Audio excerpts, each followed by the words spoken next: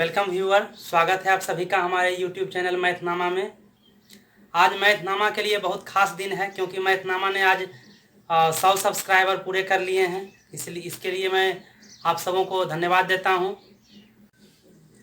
आज हम एक ऐसे अध्याय को शुरू कर रहे हैं जो अंकगणित का एक महत्वपूर्ण अध्याय है, और एक महत्वपूर्ण अध्याय होने के साथ साथ प्रतियोगी परीक्षाओं में, लगभग प्रतियोगी परीक्षाओं में ऐसा नहीं होता है कि इससे सवाल ना हो, और प्रतियोगी परीक्षाओं के साथ साथ हमारे दैनिक जीवन में भी इस अध्याय से प्रश्न आते रहते हैं। इसलिए इस अध्याय को जानना बहुत ज़रूरी है। तो उसी लिहाज से अब शुरू करते हैं। आइए, आज के अध्याय का नाम है प्रतिशत। प्रतिशत, जिसका कि अंग्रेजी शब्द परसेंटेज होता है। प्रतिशत दो शब्दों से मिलकर बना है, एक प्रति और दूसरा शत। प्रतिशत का शाब्दिक अर्थ निकाला जाए तो उसका शाब्दिक अर्थ प्रत्येक 100 में से होता है। प्रत्येक 100 में से, जैसे अगर 5% रहे, 5%, तो हम उसको 5/100 लिखते हैं, अर्थात 100 में से 5, 100 में से 5, तो उसको 5% कहे। ये प्रतिशत को हम एक चिन्ह के द्वारा भी अंकित करते हैं, जैसे कि प्रतिशत के स्थान पर इस चिन्ह से हम प्रतिशत को निर्दिष्ट करते हैं। जैसे 5% लिखना रहे तो हम इस प्रकार लिखेंगे, और इसका अर्थ होगा 5/100। 5%, 6%, कोई भी लिखेंगे तो इसका अर्थ 5% का अर्थ है कि 100 में से 5, वही है प्रत्येक 100 में से। अगर 7% लिखते हैं तो इसका अर्थ होता है 7/100। 9% लिखते हैं तो इसका अर्थ होता है 9/100। इसमें देखिए, सब में आप एक चीज गौर कर रहे हैं कि सबके नीचे में 100 आ रहा है। तो इसका परिभाषा इस प्रकार भी कुछ हो सकता है कि प्रतिशत वह भिन्न है, एक भिन्न के रूप में है, वह भिन्न है जिसका हर 100 है, 100 है, तथा अंश को प्रतिशत की दर कहते हैं। ये जो ऊपर वाला है प्रतिशत की दर है, प्रतिशत की दर।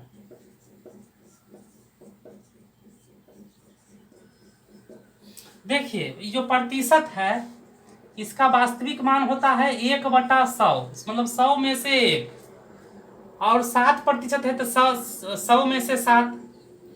तो ये जो ऊपर वाला है, जो 7 है या 9 है या 5 है, ये प्रतिशत की दर है। और प्रतिशत की परिभाषा वह है कि उसका हर 100 हो, उसका हर 100 हो। किसी भी भिन्न को प्रतिशत में बदलने के लिए उसमें 100 से गुना किया जाता है। किसी भी भिन्न को प्रतिशत में बदलने के लिए उसमें 100 से गुना किया जाता है, और किसी भी प्रतिशत को भिन्न में बदलने के लिए उसमें 100 से भाग किया जाता है। आइए देखते हैं किस प्रकार होता है।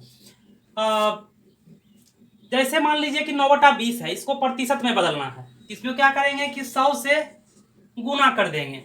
अब 20 बचे 100, 5 बार में तिरछा तिरछी कटा, 9 बचे 45, अर्थात हो गया 45%। 9/20 को अगर प्रतिशत में लिखना रहे तो हम इसको 45% लिख सकते हैं। ऐसा इसलिए क्योंकि इसमें ये रूल्स जो इसमें लागू हुआ कि उसमें 100 से गुना किया जाता है तो वो प्रतिशत में बदल जाता है, कोई भी भिन्न। अब इसको भी देखते हैं, 1/100 है, 1/10 है, इसको 100 से गुना करते हैं, 10 दहे 100, अर्थात है 10%। मतलब कि 1/10 को हम 10% मतलब कह सकते हैं उसको। मतलब इससे यह हो रहा है कि किसी भी भिन्न को प्रतिशत में बदलने के लिए उसमें 100 से गुना किया जाता है। अब देखिए, इसको अभी दूसरा पॉइंट है कि किसी प्रतिशत को भिन्न में बदलने के लिए 100 से भाग दिया जाता है। किस प्रकार 100 से भाग दिया जाता है? देखिए, यहाँ 10% लिखा हुआ है तो 10 को भाग देना है 100 से। 10 इकाई 10, 10 दहे 100, 1/10, अर्थात 10% यहाँ पे भिन्न के रूप में हो गया। 20% को बदलना रहे तो 20/100, मतलब 100 से भाग इसमें पड़ रहा है। 20 इकाई 20, 20 बचे 100, 1/5 हुआ। यहाँ 30% है तो 30/100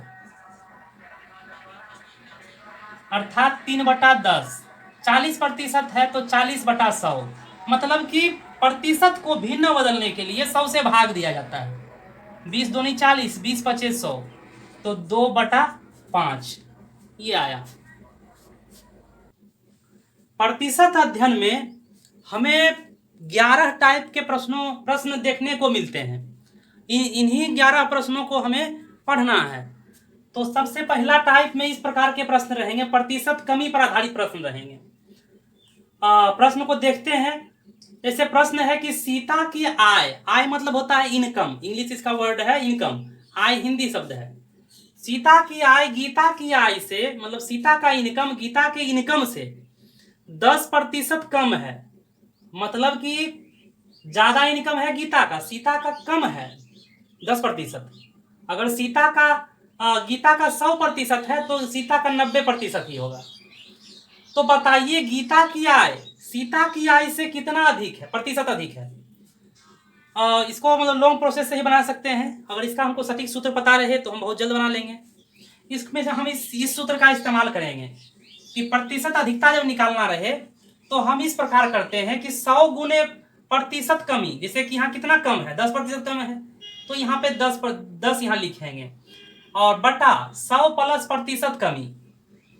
तो लिखते हैं कि 100 गुने जो प्रतिशत कमी है वो कितना है 10 है, और 100 जोड़ प्रतिशत कमी, तो 100 जोड़ 10 हुआ। 100 में 10 से गुना हुआ तो 1000 हो गया, और 100 में 10 जब जुटा तो हो गया 110 हुआ, 110 हुआ। इस प्रश्न में हमको एक बात और ध्यान रखना होगा कि अगर कमी रहे तो यहाँ माइनस होगा, जब कमी होगा तो यहाँ माइनस होगा, अगर वृद्धि रहेगा तो यहाँ प्लस होगा। तो यहाँ कमी हो रहा है इसलिए यहाँ माइनस होगा, तो 100 में से 10 घटा तो हो गया 90, 0 कटा तो आ गया 100/9। इसको जब हम भाग देके पूर्णांक में लिखते हैं तो 11×9 99, तो ये कितना प्रतिशत हुआ 11.1/9% अधिक है। मतलब गीता की आय जो है सीता की आय से इतना प्रतिशत अधिक है। फर्स्ट टाइप का ही दूसरा प्रश्न है उसी टाइप में कि एक पुस्तक का अंकित मूल्य क्या होता है, जो प्राइस लिखा रहता है किताब में वो उसका अंकित मूल्य होता है। तो एक पुस्तक का अंकित मूल्य उसके क्रय मूल्य से 20% कम है, मतलब कि जितने उतना खरीदा गया उससे 20% कम ही है उसका अंकित मूल्य। तो बताइए कि उसे कितना में बेचा जाए ताकि ना लाभ हो ना हानि। तो 20% कम है, सेम को इसी प्रकार का फर्स्ट टाइप का ही प्रश्न है, तो इसमें उसी प्रकार लिखेंगे 100 गुने 20% है तो यहाँ 20 लिख दिए, और 100 यहाँ कमी है तो घटाव ही यहाँ होगा, तो हो गया 120 ना, यहाँ पे 100 गुने 20 है तो 100 गुने 20 ही एक बार लिखते हैं, और यहाँ पे 100 में से 20 घटा तो 80, 20 चौके 80, 4 बार में काटा है 4 से इसको काटे तो 25 आया, अर्थात 25% अधिक में बेचे तो ना ही उसको लाभ होगा ना ही हानि होगी। दूसरा टाइप है प्रतिशत वृद्धि पर आधारित प्रश्न। इससे पहले था प्रतिशत कमी पर आधारित प्रश्न, और इसमें है प्रतिशत वृद्धि पर आधारित प्रश्न। अब देखिए इस प्रश्न में है लिखा हुआ कि राम की आय मोहन की आय से 20% अधिक है, तो ज्ञात कीजिए कि मोहन की आय राम की आय से कितना प्रतिशत कम है।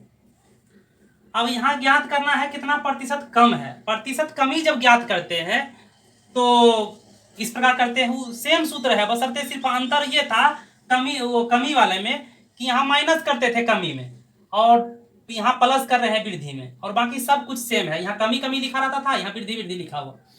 तो सोल्व करते हैं कि कितना प्रतिशत कम है, किस मोहन की आय कितना राम से कितना प्रतिशत कम है। तो इसका हो जाएगा 100 गुने यहाँ 20% उसका अधिक है तो 20 और 100 प्लस 20, तो हो गया 100 गुने 20 और यहाँ 120, 20 6 बार में कट गया 120, और 6 इस यहाँ हो गया ये 3, यहाँ 50, अर्थात 50/3। इसको प्रतिशत में बदले तो 16×48 2 3 इतना प्रतिशत 16.2/3% होगा। दूसरा टाइप का ही अगला प्रश्न है कि पेट्रोल की कीमत 15% बढ़ गया, उसकी बिक्री कितने प्रतिशत कम करने पर लाभ हानि पर कोई असर नहीं पड़ेगा। तो उसी सूत्र पे इस तरह से बनाएंगे, इसी सूत्र पे जैसा कि 3 नंबर को सोल्व किए थे। पर इसमें 100 गुने कितना 15% बढ़ा तो 15 लिख दिए, और 100 जोड़ 15 तो 100 गुने 15 और यहाँ 115 हो गया। इसको जब सॉल्व करेंगे तो 5 से लगाएंगे, 5 तिया 15 और 23 बचे 115, इतना हुआ 300/23। इसको जब पूर्णांक में हम तोड़ेंगे तो 13.1/23% होगा। भिन्न को पूर्णांक बदले प्रतिशत में बदले तब। तीसरे टाइप के प्रश्न पे आते हैं। तो इस पहले में दिया हुआ था प्रतिशत वृद्धि, दूसरा जो टाइप था उसमें प्रतिशत कमी, और इसमें दिया हुआ है प्रतिशत वृद्धि और कमी दोनों पर आधारित प्रश्न, दोनों मिला हुआ रहेगा। जैसे प्रश्न को पढ़ते हैं कि एक व्यक्ति की मजदूरी पहले 20% बढ़ी, परंतु कुछ ही दिनों के बाद 10% घट गई, तो मजदूरी में कितना प्रतिशत परिवर्तन हुआ। पहले देखिए कि 20% बढ़ा और बाद में क्या हुआ कि 10% घट गया। तो इसमें देखिए सूत्र का इस्तेमाल ऐसे करना है कि पहला प्रतिशत जोड़ दूसरा प्रतिशत जोड़ पहला प्रतिशत गुने दूसरा प्रतिशत बटा 100, इस प्रकार करना है। इस सूत्र का इस्तेमाल हमको इस तरह के प्रश्नों में करना है। अब देखिए कि इसमें इस प्रश्न को पहचानना आसान है कि जब दोनों चीज दिया रहे या दोनों में बढ़ा हुआ 2 ठो दिया रहे तो हम इस प्रकार बनाएंगे। अब देखिए एक बात गौर कीजिएगा कि अगर बढ़ेगा तो उसको प्लस में लिखिएगा, 20 ही लिखना है तो +20, और जो घटा है उसको -20 लिखना, -10 लिखना है। जैसे यहाँ 10% घट गया तो -10% तो नहीं लिखना है, 10 लिखना है। तो सॉल्व करते हैं कितना परिवर्तन हुआ, इसके मजदूरी में कितना प्रतिशत का परिवर्तन हुआ। मजदूरी परिवर्तन प्रतिशत बराबर हो जाएगा कि पहला प्रतिशत था कितना 20% बढ़ा तो 20 लिख दिए, और दूसरा क्या 10% घटा तो यहाँ पे घटाव लिखेंगे, घटाव 10 जोड़ के रूप में ही लिख के घटाव 10।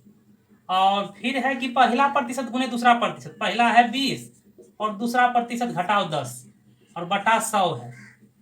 तो 20 में से 10 घटेगा तो 10 बचेगा, और ये 20 गुने 10 किए तो हो जाएगा -200, क्योंकि इसमें प्लस है इसमें माइनस है, प्लस गुने माइनस बराबर माइनस, इसलिए यहाँ पे माइनस हो जाएगा -200 और बटा यहाँ पे 100 है, 100 दूनी 200, ये माइनस में है तो -2 होगा। तो 10 प्लस -2 तो 10 में से 2 घट जाएगा तो ये हो जाएगा 8%, अर्थात हो गया कि 8% का परिवर्तन हुआ है इसमें। अगला प्रश्न है टाइप तीसरा का ही। बाजार मंद रहने के कारण रमेश की आय 10% घटी, परंतु कुछ दिनों के बाद 15% बढ़ गई, तो इस प्रकार रमेश के आय में क्या परिवर्तन हुआ।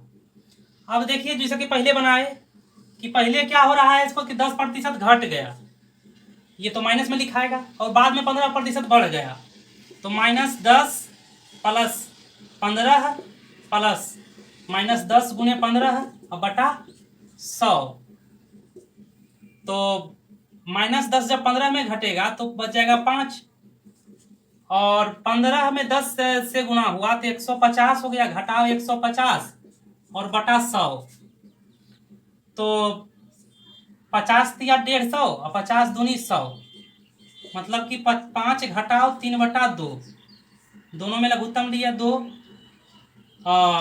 3 दूनी 6, 5 दूनी 10 और घटाव 3, 7/2, अर्थात 3.1/2%।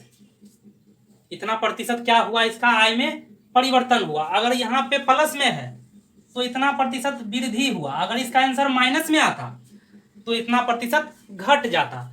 तो यहाँ जो है उसका उत्तर जो है अगर प्लस में आवे तब है कि वृद्धि, अगर माइनस में इसका उत्तर आवे तब है क्या कि इसका उतना घटा।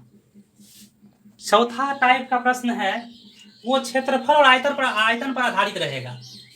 प्रश्न दिया हुआ है कि एक आयत की 5% लंबाई और 10% चौड़ाई बढ़ाई गई तो उसके क्षेत्रफल में कितने प्रतिशत की वृद्धि हुई। तो जिस प्रकार अगला प्रश्न बनाए थे सेम उसी प्रकार बनेगा। तो करेंगे क्या कि पहले क्या हुआ, 5% लंबाई बढ़ा, 10% लंबाई बढ़ा, तो 5 जोड़ 10 जोड़ 5 गुने 10 और बटा 100, अर्थात पहला जो बढ़ा जो दूसरा बढ़ा, पहली संख्या दूसरे और दूसरा प्रतिशत जो है दोनों को जोड़ेंगे, फिर यहाँ गुना के रूप में लिखेंगे और बटा 100 लिखेंगे। अगर घटा रहता, एक ठो बढ़ा रहता एक ठो घटा रहता, तो एक ठो जगह पर जोड़ एक जगह पर घटाव लिखे रहते, मतलब प्लस में एक ठो को माइनस में लिखे रहते। तो 10 और 5 15 हुआ, 15 जोड़ और 10 पचे 50 और बटा 100, 50 इकाई 50 दूनी 100, मतलब कि 15 जोड़ 1 बटा 2, 15 दूनी 30 और जोड़ 1 31 बटा 2, मतलब कि 15.1 बटा 2% की वृद्धि हुई। उसके क्षेत्रफल में 15.1 बटा 2% की वृद्धि हुई।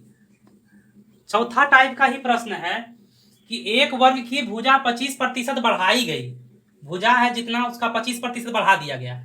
अगर मान लीजिए कि भुजा अगर 100 है, 100 सेंटीमीटर या 100 मीटर, तो उसका जो है उसका 25 और बढ़ा दिया गया, 125 कर दिया गया, तो उसका क्षेत्रफल कितना प्रतिशत बढ़ा। देखिए वर्ग में हम जानते हैं कि उसका लंबाई और चौड़ाई दोनों बराबर होता है, जितना लंबाई होता है उतना चौड़ाई। अगर ये 25 बढ़ा लंबाई तो 25 बढ़ा चौड़ाई, इसके चारों भुजा बराबर होता है।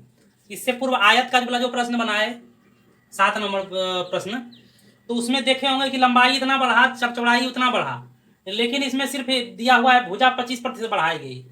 इसका अर्थ है लंबाई चौड़ाई दोनों चीजें दोनों जो है वो 25% बढ़ाई गई, तो उसका क्षेत्र कितना प्रतिशत बढ़ा, उसका क्षेत्रफल कितना प्रतिशत बढ़ा। तो हम 25 को 2 बार लिखेंगे, 25 जोड़ 25 जोड़ 25 गुने 25 बटा 100। अगर घटा रहता तो 2 बार घटाव में लिखे रहते, तो 25 25 50 हुआ, और इसको काट सकते हैं, 25 चौके 100, ये हो गया 25 बटा 4, दोनों का एलसीएम 4 और 225, तो 225 बटा 4, 4 से भाग देते हैं, 4 पचे 20, 4 छक 24, मतलब 56.1 बटा 4%, इतना प्रतिशत बढ़ा। ये तो वर्ग है। अगर वृत्त रहता, गोला रहता, तब भी इसी प्रकार हम बनाते, इसको 2 बार लिखते। अगर वृत्त भी दिया रहता तो उसको 2 बार लिखते, यहाँ भी दोनों बार वही 25 को लिखे रहते। तो वर्ग वृत्त और गोला तीनों में इसे एक ही प्रकार से बनाते हैं।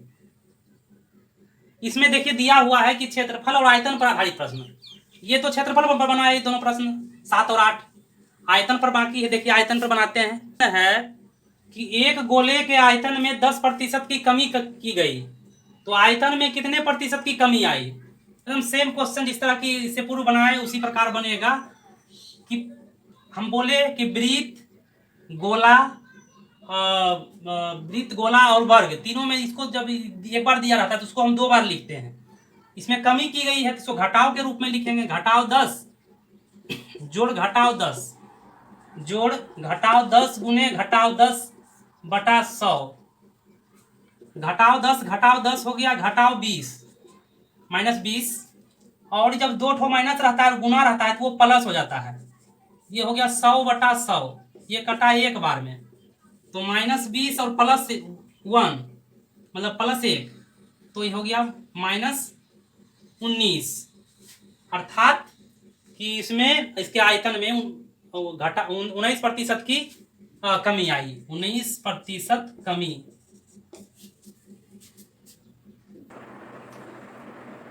पांचवें टाइप आय व्यय पर आधारित रहेगा। जो भी प्रश्न पांचवें टाइप का होगा वो आय व्यय पर, आय मीन्स इनकम और व्यय मीन्स खर्च। लालचन अपने मासिक आय, जो लालचन कोई व्यक्ति है जिसका मासिक इनकम, एक महीना का इनकम का 30% भोजन पर, मतलब 30% वो भोजन पर खर्च करता है। शेष का 40% परिवहन आने जाने में पर खर्च करता है। उसके बाद जो शेष बचा उसका 25% वह बचाता है।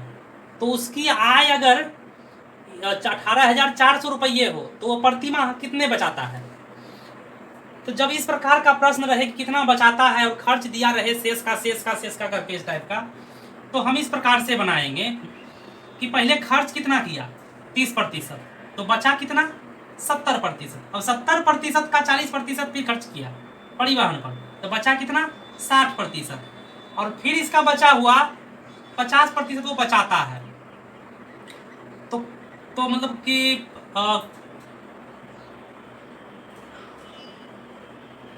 तो उसकी आय कितनी है ये निकालना है।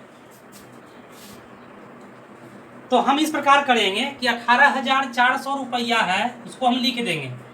उसके बाद जब 30% खर्च किया तो बचा कितना 70%। तो 70% का हम लिख सकते हैं 70/100। दोबारा में क्या किया कि जितना बचा उसका जो है वो 40% परिवहन पर खर्च किया। इसमें से कितना बचा 60%। जो बच रहा है उसको लिखते जाते हैं। उसके बाद वो 50% बचाता है, 50% खर्च कर देता होगा उसका भी। तो 50/100। अब इसको कैलकुलेशन करते हैं। ये 1 0 2 0 कटा, ये 2 0 इससे, 1 0 ये कटा, 1 0 ये और 1 0 ये कटा। अब देखिए यहाँ पे है 10, यहाँ है 5, 5 दूनी 10, 2 से ये 6 कट सकता है 3 बार में। अब आ रहा है 184 गुने 7 गुने 3, मतलब कि 184 गुने 7 21, 184 में 21 से गुना करना है। तो 4 8 1 8 4,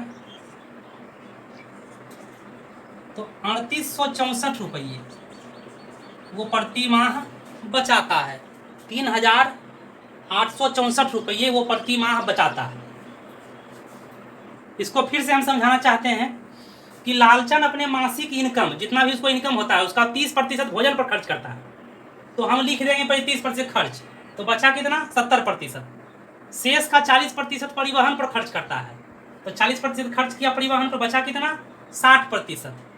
और 50% वो मात्र बचाता है, तो बचा कितना 50%, और 50% खर्च करता होगा उसका भी। अब इस सब को जो है कि जो उसका सैलरी है, जो मासिक इनकम है, उसमें से ये गुणा के रूप में इस तीनों प्रतिशत को लिख दिए और कैलकुलेट करके इसका उत्तर लिख दिए। प्रश्न है कि अभिषेक अपने मासिक वेतन का 30% शिक्षा पर व्यय करता है, शेष का 50% वह भोजन तथा परिवहन पर खर्च करता है। इसके बाद शेष में से 1,000 रुपया मकान किराया देता है, तो अंत में उसके पास 1,800 रुपये बचते हैं। तो मासिक वेतन बताइए कि मासिक वेतन कितना है। तो अभिषेक अपने मासिक वेतन का 30% शिक्षा पे खर्च करता है। पहले तो मासिक वेतन पता नहीं है, तो मासिक वेतन ही लिखते हैं गुने 30% वो शिक्षा पर खर्च कर रहा है, बच रहा है उसका 70%। 70% को 70/100 लिखते हैं। शेष का वह 50% भोजन और परिवहन पर करता है, तो 50% में 50% बच रहा है, तो 50/100 लिखते हैं। अब क्या करता है कि 1,000 रुपये मकान किराया देता है और 1,800 बचता है, तो दोनों को जोड़ते हैं तो होता है 2,800 रुपया। इतना करने के बाद 2,800 रुपया है। तो मासिक वेतन कितना है इसको हम काट सकते हैं। 50 दूनी 100, 1 0 ये कटे, 1 0 ये कटे, तो मासिक वेतन बराबर 2,800 गुने ये 2 नीचे में है, 2 है और नीचे में 10, तो 10 दूनी 20, 20 ऊपर और 7 नीचे, 7 चौक 28, अर्थात 400। 400 में 20 से गुना किए, 4 दूनी 8, मतलब 8,000 रुपये उसका प्रत्येक माह का वेतन है। इसको हम किस प्रकार बनाए कि देखिए मासिक वेतन पता नहीं है, उसके स्थान पर हम मासिक वेतन लिख दिए, गुने वो 30% शिक्षा पर खर्च करता है, बच रहा है उसका 70%, 70/100 लिखे। शेष का वो 50% भोजन तथा परिवहन पर करता है, तो 50% से बच रहा है उसको लिख दिए। उसके बाद क्या करता है कि और जो पैसा बचा उसके 1,800 रुपये बचा और 1,000 मकान मालिक को दिया, तो 2,800 रुपये बराबर इधर लिख दिया 2,800 रुपये। जब सबको सॉल्व किए तो आ गया 8,000 रुपये। प्रतिशत अध्याय एक बड़ा अध्याय है जो कि एक दिन में बहुत कम समय में, क्योंकि हम जो वीडियो बनाते हैं 20 मिनट का 25 मिनट का, उसमें एक दिन में आ पाना संभव नहीं है। तो इसको हम कल के वीडियो में इसको मतलब प्रदर्शित करेंगे, मतलब इसका वीडियो बनाएंगे। जैसे 5 टाइप के प्रश्नों को आज सोल्व किए। छठा टाइप है चुनाव पर आधारित प्रश्न, 7वां टाइप है जनसंख्या पर आधारित प्रश्न, 8वां टाइप है संख्याओं पर आधारित प्रश्न, 9वां टाइप है मिश्रण पर आधारित प्रश्न, 10वां टाइप है परीक्षा में फेल पास पर आधारित प्रश्न, और 11वां है विविध प्रश्न। तो इन सभी टाइप के जो 6 टाइप बच गए हैं उसको हम कल इस पे वीडियो बनाएंगे। आप प्रतिशत का पार्ट 2 जरूर देखिएगा और इसी प्रकार देखते रहिए। और जहाँ कुछ सवाल हो तो उसको कमेंट कीजिए सवाल, और बढ़िया लग रहा हो वीडियो तो सब्सक्राइब कीजिए, शेयर कीजिए। धन्यवाद।